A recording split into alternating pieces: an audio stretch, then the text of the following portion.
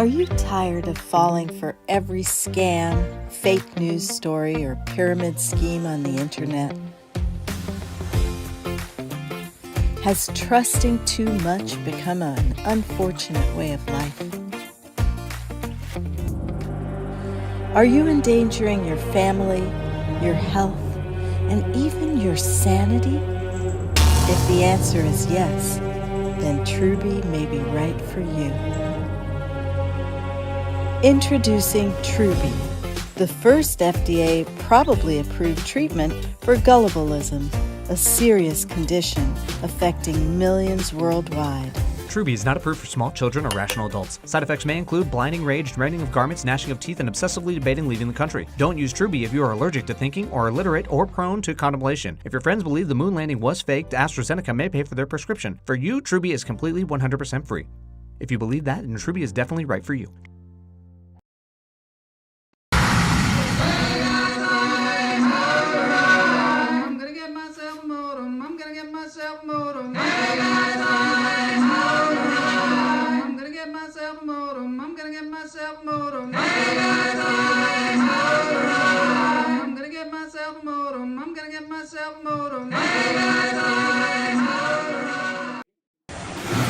All right, hello and welcome to Lunch Therapy. Behind me I have some sloths surfing.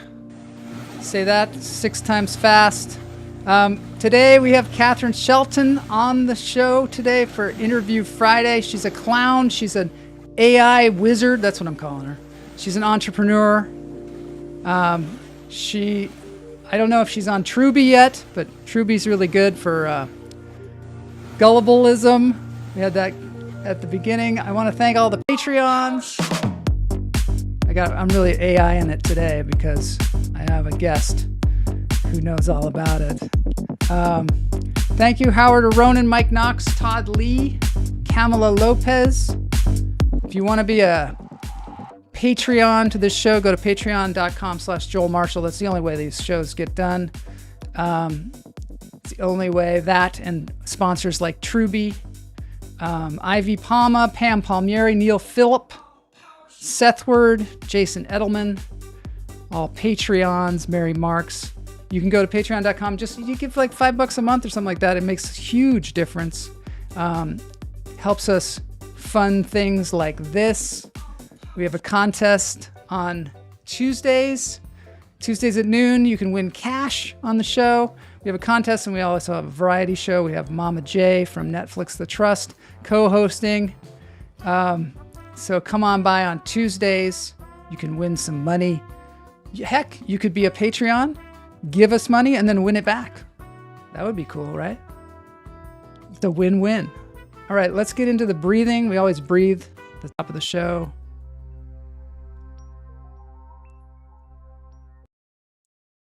Yes. So today we're breathing with Tibetan vibrations. This is a YouTube channel where you can sound bowl out. You can relax. You can get into the frequencies.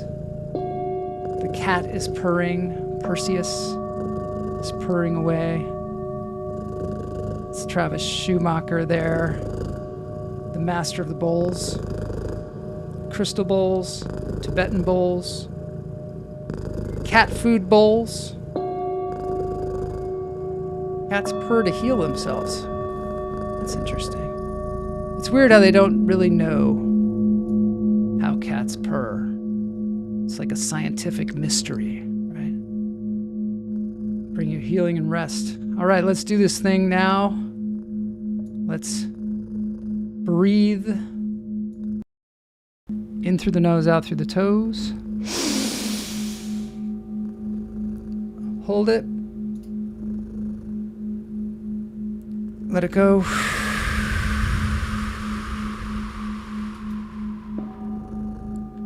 In through the nose, out through the toes.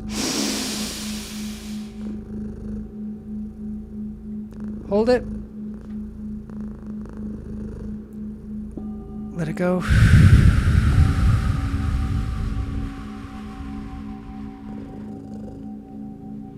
Shake it out if you need to. One more time, in through the nose, out through the toes.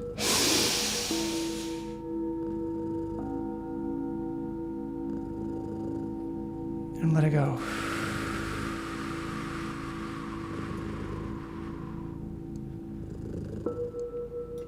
Fun things to do this weekend. If you're in Los Angeles, the Tomorrow Show, Ron Lynch's Tomorrow 20th anniversary Variety Loza at the Elysian Theater, August 2nd, Saturday night. You can get your tickets at Elysian Theater. I don't know what they're, maybe ElysianTheater.com. I don't know. Google it. They'll figure it out.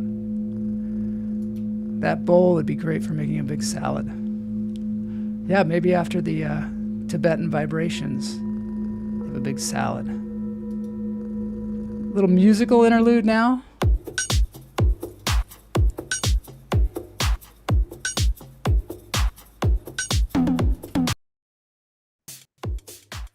This is for my guest. Your birthday, happy birthday. It is your birthday, it is your birthday, it is your birthday. My guest's birthday was, I think, 2 days ago. So we're a little late. This is Ethereal and E sending her happy birthday wishes before we get into the show. It is your birthday. Love this guy. It is your birthday. This guy's great, right? Your birthday. Anyway, it's your birthday. Thank you, Ethereal and E. If you ever want to give birthday greetings to somebody, go to Ethereal and E. He's got 1 million happy birthday songs like this. One for every day of the year, I think. He's an amazing guy. All right. Now let's get into the interview. So great to see everybody here. Mike Knox. Birthday. Happy birthday. Anybody else's birthday out there? I want to make sure we acknowledge them. Thanks everybody for being here. Today's guest is an entrepreneur and somebody that can help you be an entrepreneur on the internet, which I need this more than anybody, I think. Need to sell my products. She's going to tell you how you can sell books on the internet, how you can sell physical items, how you can utilize ChatGPT to help you in your selling in an ethical way. She is also a seasoned theatrical clown and a performance artist from Los Angeles, from southern Los Angeles, the Southland, is that what they call it? Southland. With her unique blend of improv, storytelling, playful clowning, she brings both levity and creative insight to the conversation. Off stage, entrepreneur, educator. She has a degree in performance, a degree in philosophy, and an MBA. She merges artistry, strategy, and authenticity. I met her and her husband Isaac in a clown workshop, Bouffon, which is something that if you haven't taken that, take that from Eric Davis. It's a French word for clowning. I can't even describe it. Maybe we'll talk about it on the show. If you're in Seattle, Todd Lee says, it's seafair. Spend the afternoon watching the Blue Angels fly. If you close your eyes, it's like you're vacationing in Ukraine. Oh no. Oh no. Yes. I'm going all gangster. Yeah, I totally am going all gangster. Happy birthday to all you birthday peeps out there. All right, let's get on our birthday peep. Katharyne here. It's Interview Friday.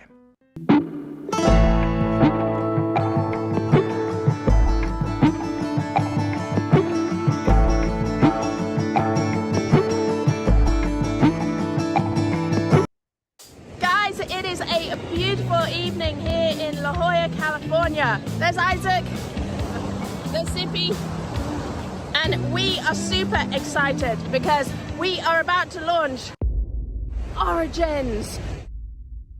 Let's ask a big question. How do I make money with AI? This is the biggest, most exciting, most ambitious, big brain course we have ever made. You can be the next legendary thinker in the business space. No matter what level you are at now, you will master ChatGPT. You will be building GPTs with our amazing GPT builder. I want to show you our crazy GPT library. We have over 160 GPTs in here. Wow, who wouldn't want that living room? It is so awesome. Guys, this is going to make you go, what? So I hope you will start here and sign up for the beginning of Origins and find your new origin story. Right, Isaac? Yes. Right, Zippy? All right. Yeah.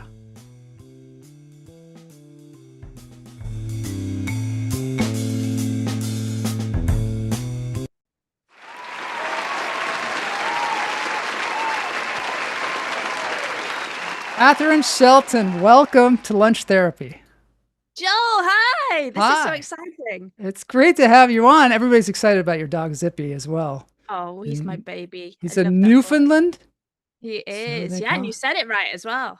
Wow. I've been practicing. I wanted to point out where you're from. You're from the Channel Islands, is that right? Oh, you've done your research. Yeah. Channel I'm from- Islands. Oh, I had to do some digging to find this out because I also was like, oh, Channel Islands, like out there near Ventura. Like, No, that I'm accent forgetting. doesn't sound like Ventura. Yeah. Tell us about that a little bit. Yeah, I was born in Guernsey. It's a tiny. Oh, wow, you've got a map. That's great because I always have to explain it. Yeah. It's 8 miles by 4 miles. It's just a little triangle. And so it's really, really small. And I lived there until I was my early 20s. And then I went to college in the UK. And then I came over to the US in 2008 with 2 children and 1 on the way. Wow. And yeah, and now I'm still here. And now I have the 3 children are now 24, 21, 16, and they all still live with me. They all still live with you. Wow. That's nice. 'Cause Is that, it's 2025. yeah, it's 2025. Is that kind of the trend that's going on where kids are living with their parents for long? I think so. I mean, they're Yeah. all in college or school, so it's Oh. that's kind of how it goes. We got a note from one of our chat people to turn up the volume on Katharyne. I got it cranked as far as I can go. I don't know if you I have a can volume on yell. there. Yeah, you could yell. Hello! Yeah. So there we go. We're back. Maybe we can hear it better here. I don't know. So we met at the Elysian Theater doing clown, and you stood out as like, there was this one point where we all like got in a circle and then we had to go out there and entertain everybody. And I was just really struck by your stage presence and your ability to improvise. Where did you start doing that? Did you start doing that when you came over to the United States or before then? Wow. It's a long and checkered history. So I went when I went to college in 2004. I did performance studies, which is a really wacky subject. I thought Yeah. it was going to be theater and acting. It turned out it was pretty much performance art. We're studying sort of Marina Abramovich and people Yeah. like that Yeah. more than acting and anything scripted. So I had a little bit of sort of performance training there. I took a show to Edinburgh. It was a play that I wrote that we performed in Edinburgh. So that was a really, really fun time in my life. And then I moved over here and I didn't really get to do any. Oh, actually, let me think about this. I started doing improv in after my first after Sid was born. I started doing improv, and that I was doing just for fun at the National Comedy Theatre here. And I did that for a little while, and I met Isaac in the NCT You guys are class such a team. I love in the San way you work Diego. together. Yeah. So that was 2010. So we did improv there for a little while, and then we did all 3 levels. So you know how there's like levels of improv. We were Mhm. like, what do we do now? So we started doing comedy sports in LA, and we did a little bit of Second City and a little bit at IO. And so we were driving to LA for a bit. And then it just got to a point where it was like, we need to work, we need to figure out something to do. And so improv kind of went on hold for quite a long while after that, while we just focused on work. And then we started doing improv again just before the pandemic Hmm. at Finest City in San Diego. And then the pandemic hit. We carried on for a while. And then we started seeing just stuff that was happening in LA. We met Chad, and just a lot of things happened. And we started sort of sneaking up to LA last year, actually Mm, the year before. yeah. And we just got so into the scene over the last year. We took classes at Idiot Workshop, and we took Eric's classes where we met you.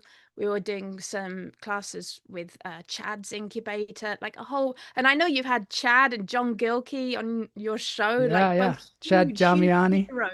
Yeah, Oh they're my so God. great. Well, you guys kind of turned me on to it. Like I had gone to see Red Bastard, Eric Davis's show, because a friend of ours, Gunnar Rohrbacher, said it was the craziest show he's ever seen. It was like he was just like, you got to go see this thing. So Kamala, my wife, and I went and saw that, and then I was like, I got to find out more about this, and that's why I took that workshop. But then we were standing outside of that workshop, and you gave me a kind of complete rundown on what's going on with the clown world, and you told me about public displays of Altadena, which is no longer there, but rising again. And so that's where, I got to meet a lot of these people that have been on the show. So I got to say thank you about that, because it's been really a rich experience to meet these people and hear how their minds work. You know what I mean? Absolutely Yeah, amazing experience. And I mean, it's hard to explain it to people yeah, outside of the scene, because you say, "Oh, I'm a clown," and they think, "Oh, birthday clowns and like yeah. Circus balloons." And clown. it's like, how do you explain idiot? How do you explain bouffon? They're such amazing like experiences. And I think people have to go experience it. That's one of the things you can do. You can go to the Elysian Theater or the Lyric Hyperion or the Clubhouse. The yard is now gone. It went away last week, unfortunately. God, hopefully it will rise again as well.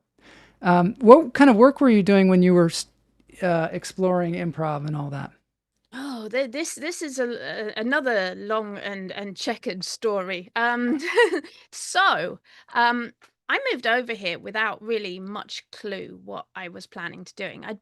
I'd been a stay-at-home mom for a while in England, and what happened? I moved over here, and pretty shortly after I moved over here, my marriage collapsed, and I got divorced, and my son was really, really young. And then, as I say, I started doing improv, and I met Isaac, and we kind of he was working as a web developer at the time, and I needed something to do. I was like, how am I going to make ends meet and take care of my son, who was a baby at the time? So it was really funny what I ended up doing. I was selling on eBay. I started just reselling on eBay. I'd go to yard sales in the morning, and I would look for treasure at yard sales, estate sales, church sales, anywhere I could think of. And then it kind of escalated. So I was walking around in the shopping mall at Fashion Valley with Isaac, and we ran into an old friend of his. And this is what was so funny. He was coming out of Victoria's Secret, this guy, with a bunch of bags. And I'm like, how many girlfriends does this guy have? Yeah. Bought everything from Victoria's Secret. And so we got talking to him, and he said, "Oh, actually, I'm doing this reselling thing." I was like, "Hold up." And that triggered me. I was like, "Wait, you can resell products from shops and it's legal? You can From do this?" shops, you can resell products, really? So I went and hit Nordstrom Rack, and Yeah. Isaac actually bought me an iPad. He bought me my first iPad, Hmm. and this was like 2011, 2012. And I went into like Nordstrom Rack, and I just went through all the clothes and products and everything that was on sale. And the thing I found that you could resell were Hunter Wellington boots, like rubber boots. And what I did, I made like lists of all the Nordstrom racks in San Diego, how much they were selling hunter boots for, because they sell things at a big discount. And then I would list them on eBay and quick buy them and sell them. And I could make about $40, $50 for a pair of boots selling Really? them on eBay. And so then I made a YouTube show about what I was doing, called it Treasure Hunting with Katharyne. And so all the yard sale stuff, all of the reselling, everything I was doing, I just started talking about it because I can't keep my mouth shut. And people started asking, they were like, how do you do this? Can you teach me how to do this? I want to learn. And so I was like, okay, I think I think people want to hear about this. And Yeah. I found I really enjoyed teaching online. And so I made a course and sold a course on how you could sell on Amazon, how you could sell what I called bundles at the time, bundle products together to create something bigger. So maybe you go to the dollar store and you buy tablecloth and you buy like, I don't know, little pony toys, and you turn it into like a baby shower, pony baby shower gift or something Oh, it's like like a that. bundle of products that all you sell all together as something else, essentially. Yeah, so I did that for a while. And then what happened, I kind of transitioned into digital products, which has been a lot better actually, because I don't have stuff all over my house. Yeah. But it was interesting because I was in Walmart buying notebooks, like composition books. Hmm. And what they do is in September or August, they start selling them for like 10 cents each.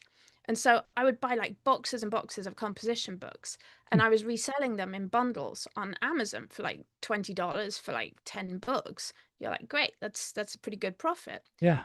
But what I realized was that you can actually use Amazon's KDP platform, which is their book publishing platform, to create your own notebooks. So you don't actually need any inventory. So you can sell notebooks on Amazon that you make the picture for the cover. And then Isaac's a graphic designer, a programmer. In fact, he's just a tech genius. He Really? knows he's like he's the brains behind everything. Like he knows Wow. AI inside out, everything. So he started making interiors, and we gave those out to people who were taking my next course, which was on digital products. And people started making notebooks, journals, planners, putting those on Amazon. People were doing really well with them. So from there, we stepped it up a little bit more. We developed those interiors into a full software product, which now is like the best tool on the market for creating low content books for Amazon. And we jumped on coloring books as soon as Joanna Basford started getting popularity with her coloring books. I was like, how can we teach people to make coloring books? And so we started teaching a coloring book course. And one of our students from that course, an amazing lady, her pen name is Sasha O'Hara, but her real name's actually Katharyne. But she took my course, she created a coloring book, she put it on Amazon. Guess how much she made from that coloring book, or from that series of coloring books she developed? $1,000. $1 million. God, She you're made kidding me. a million from coloring books. You're kidding me. Yeah. So Wow. now we make software to help people make coloring books. We teach how to make coloring books. We teach way more. It goes on. This year has been insane. What we're doing this year has been absolutely nuts. But at the heart of what we do is publishing. We create software that people can use to put books on Amazon. Okay, that first piece of software that you made, what was that called? Yeah, so it's called Tangent Templates. Tangent And templates. here's the crazy thing. It was just 12 interiors for your books. Now it's a full-fledged designer. It's kind of similar to Canva, Yeah. but it's just for books. So it'll like format. You can just design the inside of your book, and it will format it with the spine and the pages and everything all calculated. And You can make a book in 10 minutes. is it a book that you could print, or is it just purely digital? So what you do is you upload it to KDP. So Yeah. KDP, you make an interior and a cover, you Mhm. upload those as files, and then when someone goes and buys a book on Amazon, Amazon print it, send it out to them, and they pay you a royalty. So you don't actually lose any money. You don't pay anything. You just upload your files This to is Amazon. incredible. You know, we took a course from Jack Grapes, who's a great writing teacher, and he's been on the show. And there was a point in the middle of it where everybody was like, or towards the end, where he's like, make a chapbook, which is like a little mini book. And we struggled with that. We had no idea to do it. We all printed out. We were all freaking out. None of us could do it. Is there anything like a tool like in this that you can use? I made this little book. Oh, it's green screen, so you're losing You can some kind of of it. see it. It's I mean, this is a book. It didn't take me very long to make this, and this was a book that just has like Mid-Journey style references in it. Oh yeah, I've seen that online. Yeah. Yeah, and so that's a book. I mean, basically, if you have the idea for a book, you just put it. I mean, Tangent Templates kind of helps you with that. So you can Tangent create your book. templates. Yeah, and is that? Do you own that whole company, or that whole thing? That's mine and Isaac's company and our product. You guys are the coolest. And so you can make your book, and then you just upload it to Amazon, and you can have it published, and it'll be up like the next day. So you can basically publish a book in a day, and then you can order it. So you can order it at cost if it's your book. So if you're wanting to make a book for a project like that, that's probably the easiest way to do it.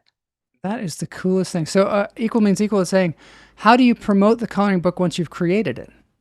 Well, that's the big question, and that's like the sky is the limit there. I mean, you've got Facebook. I mean, Amazon have an advertising system built in. It's a little complicated. It depends whether you like doing paid ads, whether you do organic ads, whether you rely on organic search. And you do to some extent get organic search with Amazon, because here's what I teach people to do.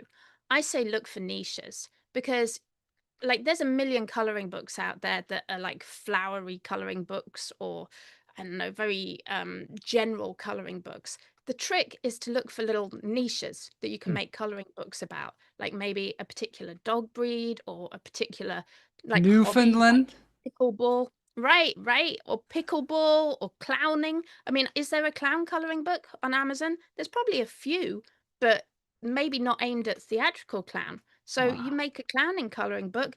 Now, anyone who goes on Amazon looks for like, oh, I need a gift for a clown. Then you do have that organic search. You can get people organically with niches.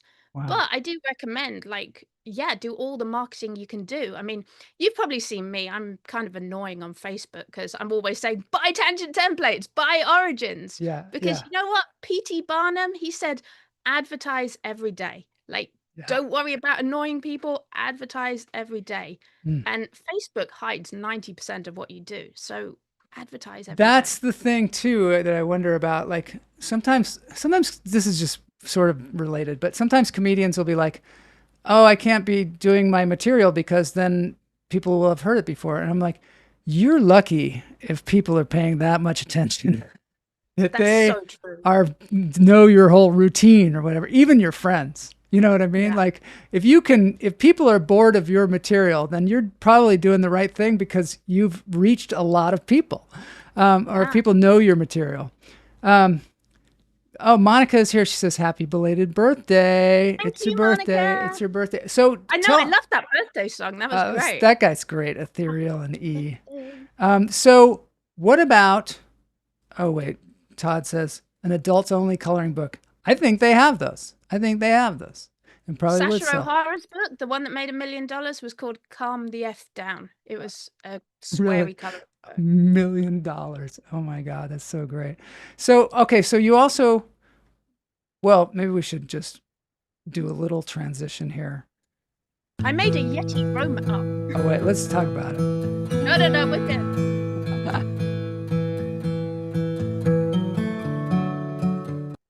Okay, yes.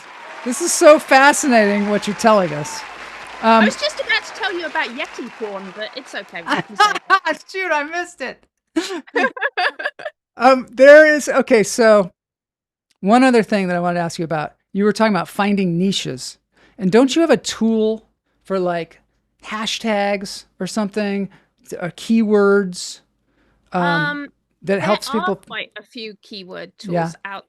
And I've got some research information. So I do Yeah. have one for low content books, but Okay. yeah, we've got some research in my coloring book course. So we've got a few things up Yeah. our sleeve for that. Tell us about Origins. Origins. Okay. So Origins is, well, shall I sort of tell you this year, because Yes, it's please. wacky year. So I almost died. It Oh was yeah, I so want to hear about this. You had like, said you had a well, near death experience. Tell me. right. So last year we spent a lot of our time doing clown, doing idiot classes, all of that stuff. And Wait, let me at the pause for back 1 second. Idiot classes seems like an oxymoron, but it's actually a clown class called the Idiot Workshop, which is just an amazing thing. Anyway, go on. it's life John changing. Gilkey. John Gilkey teaches Can't it. He's tell one of the you. great clowns. He was in. Well, watch the episode. But he is a remarkable, remarkable person. But you took I'm classes. forever grateful to Idiot Workshop. It really, it makes you in some ways invincible, because they put you up on stage and they're like, "You got 10 minutes, be funny," and that can be a really long time to just be on stage with nothing planned. And if you go to anything planned, it's like, yeah, no, that's something planned. Be in the moment. But Yeah. it makes you really strong on stage, because all you can do is work with what you have, and Hmm. connect with the audience that's in the room with you. And it can be beautiful as well. Like, we had Mira as our last teacher, and gosh, we had moments where crying, laughing, like, it's very raw. I love it. I love Idiot. I have a moment that I just want to play from one of your clownings, and then we're going to talk about your year and your Sure. near-death experience. I don't want to miss out on that, but this is just like a moment from. I think this might be stand-up and clown. I'm not sure.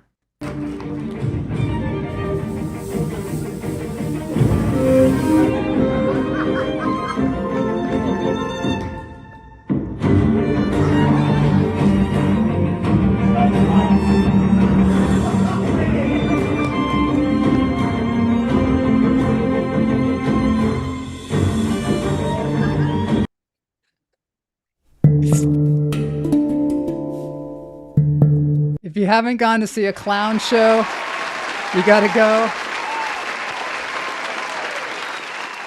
All right, well, that was just a moment from, I don't know, stand up and clown. Yeah. Oh my gosh. Very popular That show. gave me goosebumps. That was such a fun show. So cool. But it's all improvised, and there's a director, Chad Damiani in that case, directing everybody and giving them challenges that maybe they cannot possibly achieve. And it's really fun to watch. Okay, now tell me about your year and your near-death experience. Yeah, so last year I had at the back of my head, while we were doing all of these classes and all of Yeah. these shows, that I was kind of brainstorming a course, and my idea was to combine business, like all the pathways to make money that exist now with AI, and that's impossible to say, because I mean AI is so big and such a big It's topic. overwhelming for most of us. Yeah, so my idea was, what if I taught people the basic skills that could be foundational, that they can build on, so they can see these pathways that open up and build on those? So I was kind of brainstorming that last year while I was going up to LA and doing all these classes. Mhm. And the end of the year came, and we kind of decided we were going to take a break from Idiot Workshop and from everything else. And I had this awesome show with Crazy Eyes on, Yes. like, 2 days before Christmas. It was really cool with, the girls that you saw there all in the white dresses. I love Mm, those girls so much, and I miss they're them so so much. cool. And we did this show. We hosted, Catsby at Ah. Clubhouse, and Oh. so that was what we were doing, Hmm. and that went so well. I think that was, like, the 23rd of December. That's us. There we are. There you are. So then, I took the family to Las Vegas. We were going to have a vacation in Las Vegas. And while I was there on Christmas Day, I got really sick. I just started getting Mm. sick with flu. And we drove home. We came back to San Diego, and I was just getting sicker and sicker. And eventually, what happened, and I don't remember any of it, Isaac called an ambulance, and I was taken into the ER. and I'd been vomiting. I was just in a really bad way. I lost a ton of weight. I got really skinny and and my legs were going blue. Like, he panicked, called an ambulance. Your legs They were took going blue. me- Wow. yeah, I was in a bad shape, and they took me into the ER. And the next thing, I guess they put me in ICU, and I was in ICU for 4 days. And it turned out that what I didn't know was I was becoming diabetic, Mm. and type 1 diabetes, which is really unusual to develop late in life. But since I got it, actually, I've been finding more and more people have told me similar stories. Like, there's like an online community, Mm. because usually people are diagnosed as children. But I guess there is quite a section of people who have developed it as adults and older adults. And that was what happened. And so I didn't really come round until New Year's Day. And even then, I couldn't remember my kids' names. I couldn't remember my dog's name. They asked me about my dog. Isaac, kept asking me about my kids. And Isaac goes, ask her about her dog. And they went, Katharyne, tell us about your dog. And I went, he's big and black and fluffy. At least you knew that. But I couldn't remember anyone's names. And Oh, no. so, but after that, once they moved me into a regular room on New Year's Day, and then I started sort of realizing, understanding what had happened, why I was there. And I was in hospital for 10 days. Like, it Yeah. was a pretty bad experience. So now I'm type 1 diabetic, which has been a learning curve. I'm insulin dependent, so I have to give myself shots whenever I eat, which Mhm. is really interesting. So I'm managing it really well. I lost a bunch of weight, which I guess was a good thing, but it's definitely been an experience. So I mean, it kind of took me out of traveling to LA all the time Yeah. for a lot of reasons, just to manage my health, figure out how to eat, all of these kind of things. And it says NDA. Yeah, it's called DKA. So what happened to me is actually Oh, it's called DKA, and DK. it's when your body basically becomes acid. And so it was pretty bad. I had very severe DKA. Mm. It's diabetic keto acid. It's kind of like what people do when they take the keto diet, but it's like much. It's like when it goes wrong Not, and yeah, bad. not in a So, healthy way. and your Oh body my starts God. producing Did ketones. that change your viewpoint? Sometimes people have near-death experiences and they even like become enlightened, you know? Did that change Yeah. something in you and the way you live your life besides just having to take insulin and different things? That's a really interesting question. And I feel like I'm still not quite at the other end of it, if that makes sense. Mhm. Because immediately after I came out the hospital, I just focused 100% on gratitude. Just, okay, I'm glad I survived that. I'm out now. I'm here with my family. I've got to change a lot of things, but I'm just glad to have survived. So my Yeah. focus was on just gratitude. I think the actual near death part, it's very weird.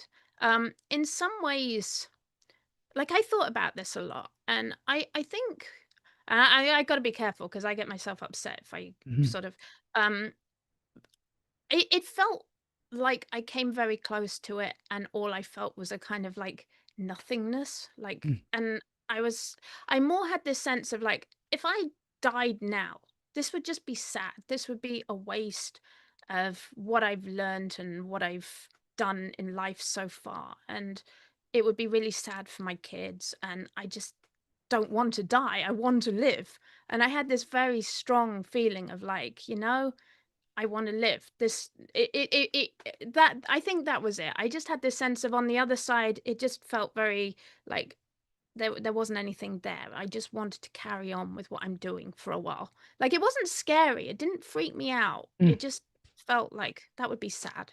So I Yeah. don't know. That was what I got from it, I guess. But I think since then, what I've done is just thrown myself into making my course, Yeah.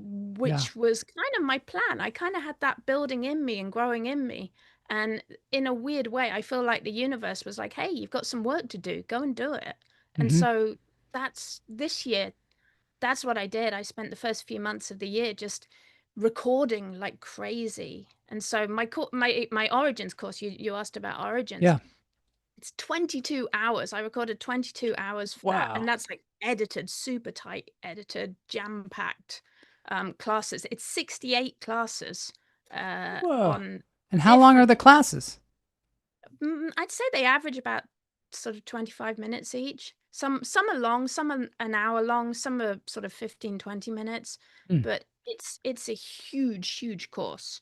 And it covers everything. It starts with Chat GPT and the basics, Hmm. and then I talk about, so what I love doing is creating Mid-Journey, creating videos, Hmm. creating different artworks with Mid-Journey. And I Yeah, love Mid-Journey because it has I really do developed. too.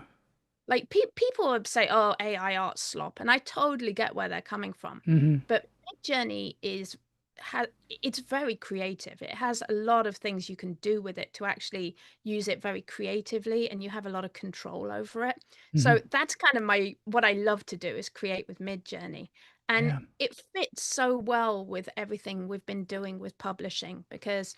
I mean, you want illustrations for your books, you want covers, and with coloring books in particular. So Origins has just been my sort of platform, my vehicle for just everything I wanted to put out there. And it's got mindset class in there. It's got all my a lot of business stuff because I took an online MBA Hmm. from Hmm. actually from the UK from the Open University. So I've got an MBA and I've also got a master's in psychology that I did Yeah. during the pandemic. That was like my pandemic project. Wow. And so I kind of pulled everything and put that into Origins. And so I'm still adding to it. I've got two courses that I'm offering at the moment, Origins and Imagine. Imagine's my coloring book course. Origins is everything else, everything AI and business. Here's a question for you. Do you do private coaching?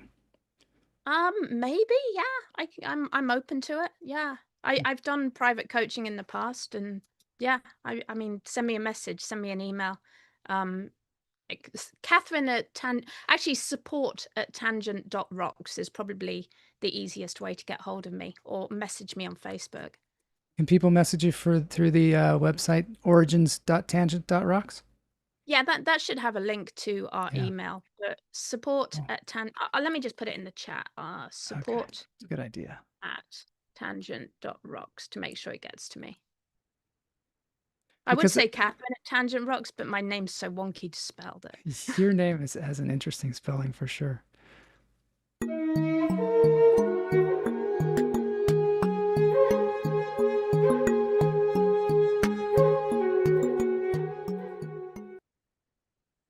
All right. So get a round of applause. There it is. Support at tangent.rocks. See, that sometimes is going to confuse people too because they don't realize that your domain, well, I don't know if anybody pays attention to this kind of thing, but they're like, are people like, is it tangent.rocks.com? No, it's It's tangent.rocks just because Tangent tangent.rocks. rocks. Yeah, rocks. Best courses out there. Thank you. Oh, There's a thank you, thank you for Sherry. She's you. one of my students Oh, that's nice. That's and a nice. good friend. Thank you, Sherry. And Monica Verse said your purpose is to help people. Let me tell you That's, something about Sherry. She won yeah. an award for making AI videos. She went did? to Las Vegas. Yeah, she went to Las Vegas and got awarded for creating AI videos. So that's becoming a huge So thing you were happening. talking about Midjourney. Hmm. Does Sherry, she said she's so honored. That's nice. Congratulations, Sherry.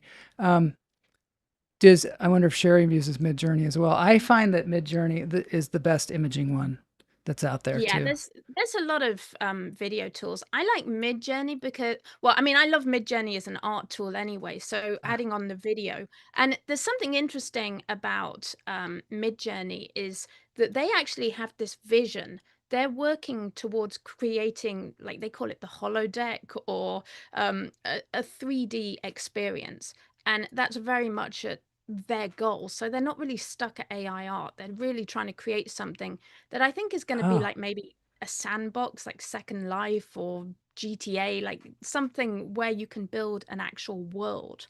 And that's basically what Meta have been trying to do and have never quite got there with the metaverse. And so that's something I really love about Midjourney. But I Yeah, think actually Sherry uses quite a variety of tools. We've talked a really. bit about video. There are things, I mean, like VO is a great tool, but it can be pretty expensive. Yeah.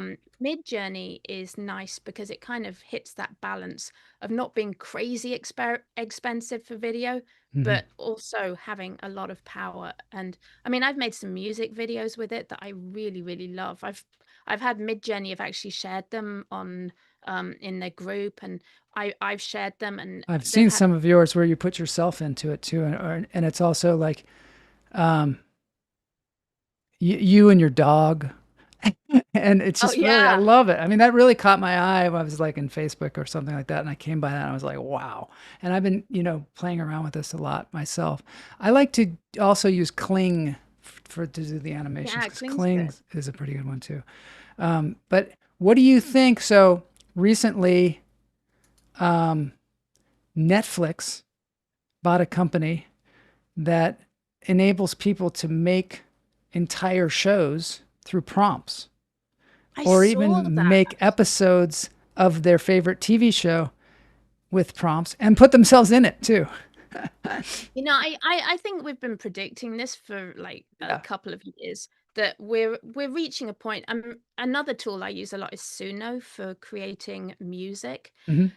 And what I see, I mean, sometimes I will make a playlist on Suno and just listen to Suno music because I really like it. I'm creating my own vibe. I'm like, make me a vaporwave playlist. And Yeah. I think we're at this point where now you can create all your own entertainment. You can create sort of shows, movies. I think video games we're going to be able to create soon. Wow. But I think I think there's also going to be this balance Hmm. where it's like we want to create things ourselves, but it's also nice to have things curated for you or created for you. Definitely. And That's going to so I become more feel and like more important, don't you think? absolutely. So it's like I think there's room here that it's empowering people to make their own stuff, but also to enjoy stuff from artists and people who've put a lot of work and effort into their skill, their craft. I think it's raised the value of that. And so I think it's very exciting time for creators of all stripes. Yeah. I think it's very exciting too. Um, one of the things, so one of the things that you were talking about, or you and Isaac were talking about ChatGPT, and it's the word you didn't use the word agents, but you used something that's like ChatGPT templates or Oh, they're called GPTs. oh yeah, Yeah. you just call them GPTs. What are Yeah. So those? ChatGPT has these things built in that are called GPTs, Yeah. and they're nice because what you can do is instead of just prompting in the regular box where you're sort of having your conversation back and forth with Hmm. ChatGPT, Yeah. with GPTs, what you're doing is actually creating a like it's basically like an app within ChatGPT. So it can do a specific task. So for example, I have a book creator GPT that I made, which gives people content to put in their book. So it says, what do you want to write a book about? And then you say, well, I don't know. And so it says, okay, you can make a book about dogs, you can make a book about clowns. What are you thinking about? So then you go, okay, I want to make a book about dogs. And so then it helps you through that. Okay, let's plan this. Who's it for? What is the content going to look like? This is what you can put on each page, and so on. So it really walks you through a It starts to process. prompt you. Yeah, it really guides you through a particular process or system. So people are making GPTs for, I know there's like a lady who makes one for college applications that helps you find scholarships, for example. So people are starting to sell GPTs, Hmm. and actually you can monetize GPTs by creating them and selling them to an audience. How do you even get the GPT into your chat GPT? Like, how does it import? It's just a link. Oh, So what I do, I actually have a few. I have a Gumroad, Katharyne.gumroad.com, and I yeah. have tons of free stuff on that. But I've got several GPTs on there that people can get. And so what you do is I just put my GPTs on Gumroad with a link. And so if you buy them there, then you can get the GPT link and go and try that out and see how it works. But it just puts it into your chat GPT. Once you've clicked it, it puts it in your chat GPT. Do you ever get overwhelmed by all of this? I think the trick, it's kind of like being on a tightrope. Just Yeah. never stop and look down. Just keep going. Just Keep keep learning. going. Yeah. Just keep going. What do you think the future, I mean, how do you think the future looks with this? Do you think, um, do you think we will value humans more, or do you think we will lose our value? So, I mean, I have 3 kids who are college age, and Mhm. so I'm looking at them and I think, what's the best advice I can give them? And I really don't know. I mean, my oldest just graduated as an engineer. She's an aerospace engineer. So I Mhm. feel pretty good for her. I feel like that's pretty solid. Mhm. My middle child, she's going to UCSD this year as to do writing. She's a writer and she loves writing. Mhm.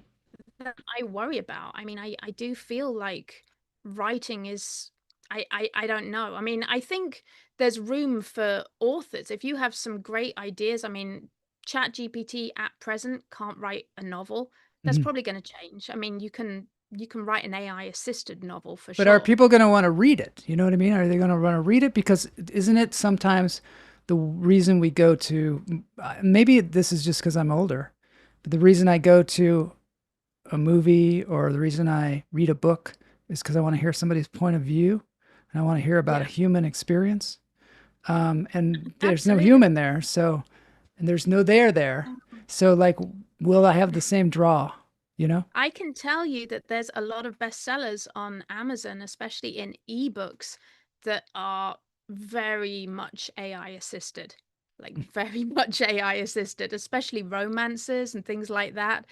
I mean, there's other tools that people are using as well for writing. So Do yeah. you I mean, think that they're here. the chat GPT and the AI is going to be creating so much content and then learning from that content and then creating it and learning it and creating it, and it'll pass us by? It'll soon be speaking its own language.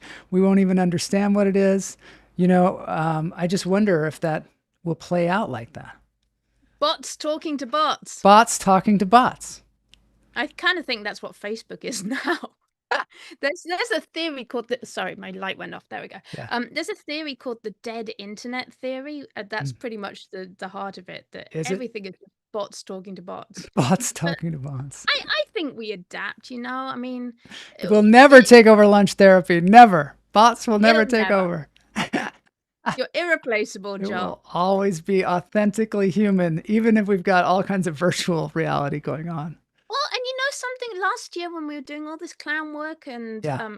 focused on that, I think Isaac and I had a lot of conversations about that. We were like, well, this is something that can't be replaced by AI. Live performance, live experience. Like, Yeah. you never get that. Even watching TV, you never get that feeling. Like being in a theater with other people, you feel it. You feel the energy. Oh, yeah.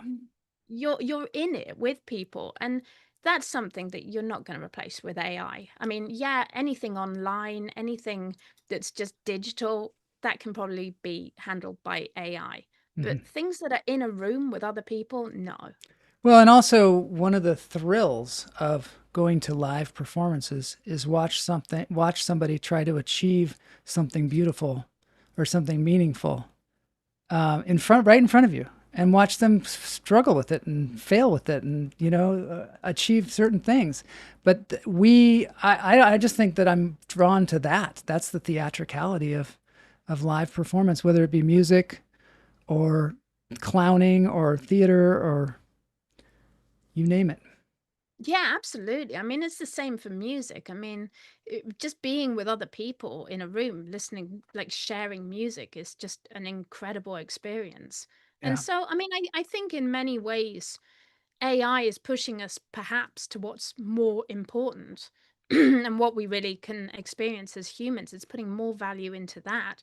I do think something will need to change in the world of work. I mean, Yeah. but I think that was a growing problem. I mean, and this is me sort of as an entrepreneur. Hmm. It's like I think it's been a growing problem for a long time of like how meaningful are most jobs, most work that people are doing. And when that starts being outsourced, it starts going overseas. Yeah. It's like, what's left? What are the important things for people to do?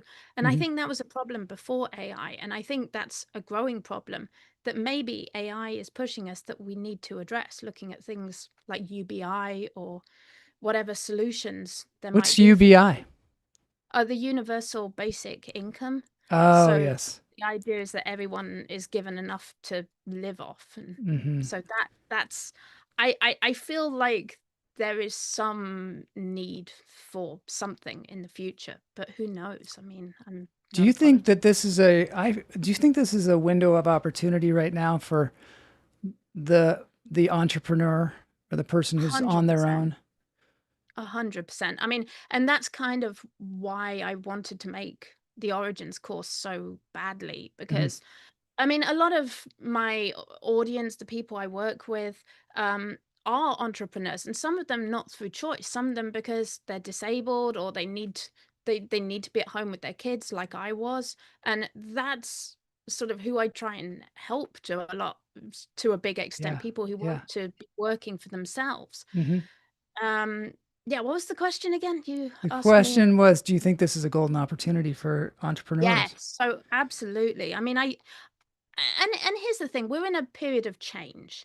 And what I learned, if I go back to my Nordstrom rack and my Wellington boots, Hmm. what I learned is that it's called arbitrage there. It's like you're finding something cheap in one place and selling it at a higher price in another place. Hmm. And I think what I learned from that is that for every sort of thing that's shutting down or that's changing or that's disappearing, other things are opening, and there's other doors opening. And Yeah. the amount of doors that are being opened by AI at the moment is like, we haven't touched it yet. We haven't found it yet. All the opportunities that AI is giving us. I mean, there's big things in the world going on. I mean, even Google have things like a traffic light system, like AI for monitoring how much traffic is going where at any particular time in the world, and then adjusting traffic lights to save efficiency and save fuel. And I Yeah. mean, there's all kinds, there's coral reefs. They're using AI to monitor coral reefs and see how to sort of repopulate those with fish by listening to fish noises. So there's all these crazy They're applications talking of about AI. regenerating teeth. Have you heard this? Yeah, They've in the stem cells. molars. There's some kind of thing in like when you lose your molars or lose your teeth as a baby, I guess, or as a Wow. little kid. And if they keep some of that material, they can actually use it for older people to regrow their teeth when they lose their teeth.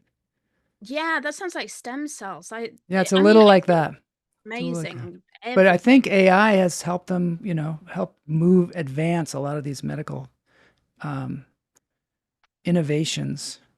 Todd But you Lee know, says, wait for the zinger at the end when Katharyne reveals she's an AI. oh, that would be hilarious, wouldn't it? Oh my God. That would be Thank you, terrible. Joel. This has been great. Oh my God, that would be hilarious. Yeah, everybody's really lit up. Let's see. The thing that helps me work out ideas is writing about them. It's hard. If it's easy, it means I haven't wrestled with the ideas. I think we just Absolutely. wrestle in different ways too. You like I find with Mid Journey, it pushes my creativity. Absolutely. You know what I mean? What kind of prompt can I come up with that will come up with something just completely unique? And it's so instantaneous. It's amazing. Retired nurse, and I'm thrilled to see medical AI breakthroughs. Keep your baby teeth, people. Yeah, you got to have those baby teeth. That's really In a funny. jar. In a jar. Keep them in a jar. I knew I should have kept those. All right, we're at the end of the show, unfortunately, but this has been so interesting. And in the show notes for the show, you'll see links to Katharine's different endeavors that it seems like it's very, very, very helpful. So thank you for your generosity today in talking Oh, about thank all you for this. having me. It's been really fun. And I think I need some of that Truby stuff because I still have some doubts about the moon landing. So You definitely need the Truby then. Oh man. All right. Well, we'll get you some of that, some free Truby. So it's dance break time. Thanks everybody for being here, and thanks for your insightful chats. Really fun to hear what people have to say about this stuff. And if you want to contact Katharyne, please do. You can contact her at support at origins.tangent. No, support at tangent.rocks. Boney, can we get that on there? Oh, he's giving me lip. I think it's Boney. Oh, man, Boney. All right, here we go. This is it. Thanks, Boney, for putting that up there. So there it is, support at tangent.rocks. And let's dance this thing out. Thanks again. See you soon. Awesome. Thank you, Joel. All right. Do we just do the awkward grooving now? Yeah, we just bounce around a little bit. It's fun. Okay. This one's really a good tune. AI dance time. I love this. We're gonna ride till we fall. They say we got no future at all. They wanna keep us out, can't hold us down anymore. We're gonna ride till we fall. When we hit the bottom, nothing's gonna stop us. Climb to the top with you. We could be the greatest ones who ever made it. Yeah, I could be talking you. They're trying to hate, but we won't change anything at all. Oh, we're gonna rise till we fall. They think we just dropouts, living at a mom's house. Parents must be so proud, they know it all. They don't speak our language, they say we're too savage. Yeah, no, we don't give up anymore. We're gonna ride till we fall. We're gonna ride till we fall. All right. Thanks, everybody, for being here. Stay tuned for the comments at the end of the show because there have been a lot of them while we've been dancing.